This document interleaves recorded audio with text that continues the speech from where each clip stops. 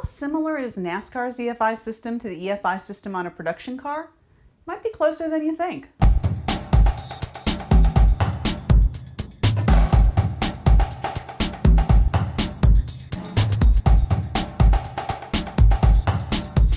Andy Randolph, ECR's engine technical director, showed me a cutaway version of a carbureted engine.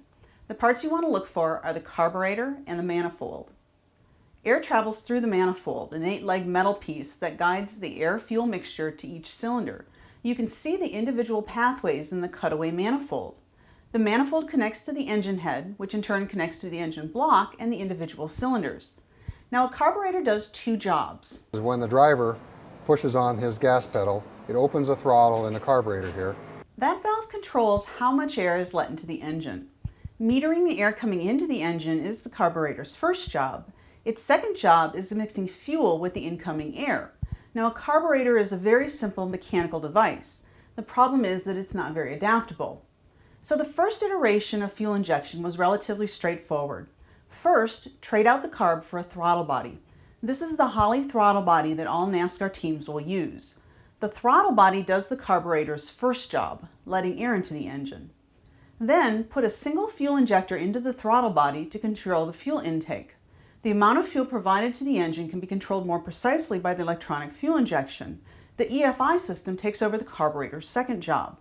Throttle body EFI was a really straightforward fix because all you had to do was trade out the carburetor. You didn't have to change anything else on the engine. But to make the system even more responsive, you can move to multi-port fuel injection. Instead of a single fuel injector, we use one fuel injector for each cylinder, and we move the fuel injectors closer to the cylinders. This lets us optimize the fuel for each cylinder independently. NASCAR's EFI system is closer to multi-port than it is to throttle body. NASCAR uses 8 fuel injectors, but instead of placing them where they'd be on a production car, they're actually located in the upper part of the manifold.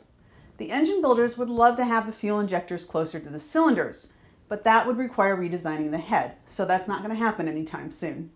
There's one more big difference between EFI and NASCAR and in the passenger cars we drive. That has to do with the amount and the type of data that can be collected by the engine control unit, or ECU. All of the data that comes into the ECU is used to calculate the engine's next move. The more data you have, the more precise changes you can make. Now, in a passenger car, the ECU has access to a lot of data, everything from the oxygen content of the incoming air to the chemical composition of the exhaust gases. When we drive, the ECU is constantly making tiny changes that improve the performance of our cars. Well, that's not exactly what you want in motorsports. So how do you keep the ECU from driving the car? You limit how much data it can get. And that's exactly what NASCAR has done. They've placed limits on what types of sensors and how many sensors teams are allowed to use. That lack of data limits how much impact the EFI system has on the car's performance. A lot of people seem to think that EFI and NASCAR means incomprehensibly technical cars. I don't think that's what's going to happen, in large part because of the limits NASCAR's placed on the technology. When a team needs to save gas, even in an EFI engine, it's not going to be done by an engineer. It's going to be done by the driver, his brains, and his feet, which, in my opinion, is exactly the way it should be.